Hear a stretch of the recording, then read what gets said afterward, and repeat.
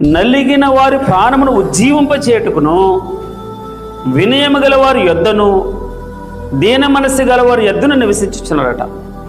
యెహోవా ఉత్తముడు, శ్రమ దినమందు ఆయన ఆశ్రయదుర్గం. స్తోత్రం ప్రభువా.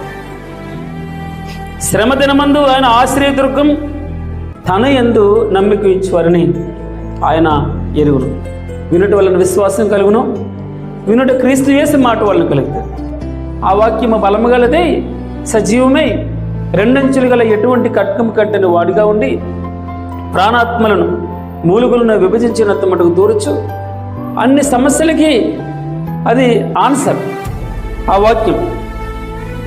యెహోవా ఉత్తముడు, శ్రమదినమందు ఆయన ఆశ్రయదుర్గం, తన యందు నమ్మిక ఉంచువారని ఆయన ఎరుగును. ఆకాశమందు నీవు తప్ప నాకెవరున్నారు, నీవు నాకుండగా లోకంలోనిది ఏది వద్దు ప్రభువా అంటున్నాడు.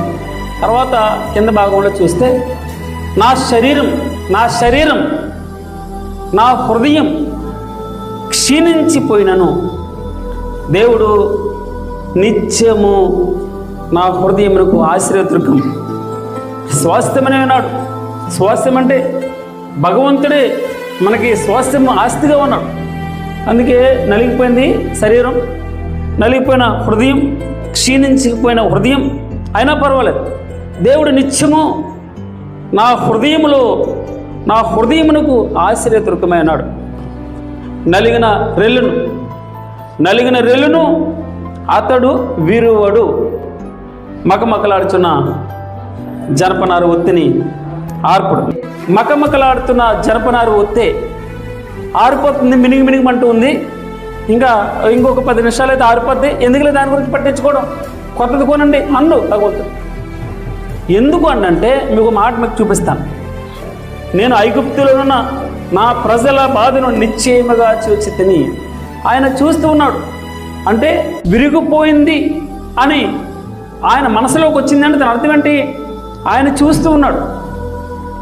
నేను ఐగుప్తులో ఉన్న నా ప్రజల బాధను నిశ్చయముగా చూచి తిని.